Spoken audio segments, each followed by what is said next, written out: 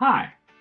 Today I finally got access to GitHub code spaces, and I'm very excited to show here in this video the GitHub experiences that business automation developers can have with the tools that we've been working on.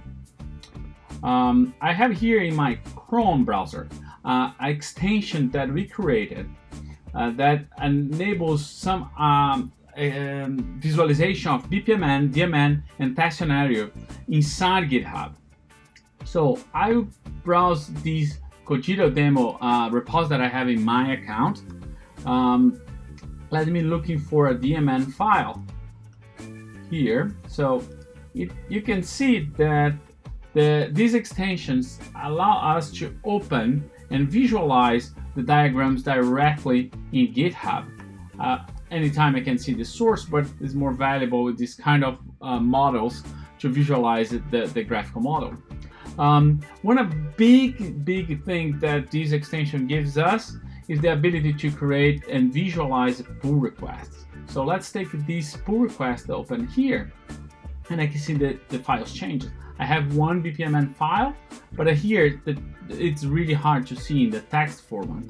But when I take a look as a diagram, it's completely different experience. So I can have a better understanding of the changes. So I click here the original, I see the original, the change of the diagram, it's clear now, not just visualized in different text format. Okay, but now today with the access to GitHub code spaces, we can have even a better experience. I have here the ability to open in code spaces.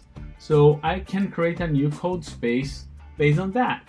And in this setup, it will open automatically for me and build all the setup for this environment. This takes a while, so I already have one already set up. So here you can see my project. In this case, a Cogito project that I have a Java file, but I also have my DMN files.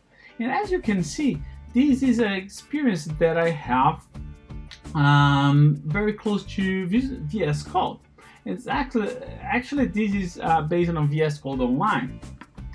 And one interesting feature that we have here is the ability to add extensions. In my case, I already installed the BPMN extensions and the DMN extension. So let's get back to the files list and see how it works.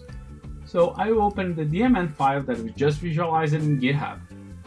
And here we go. We have the full functional editor, graphical editor, and displayed in here.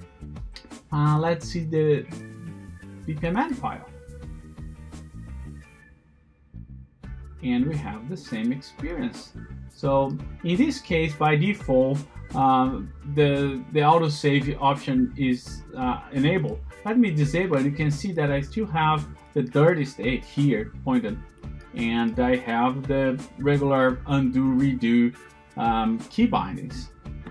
And of course, this is integrated to GitHub, so you have the changed files. You can change commit directly from here. So I'm really excited where we go, and you can see we have here access to the terminal. I can run and try the things. I'm pretty excited how powerful this experience will be for the business automation developers. So I hope you enjoyed this video. Thank you.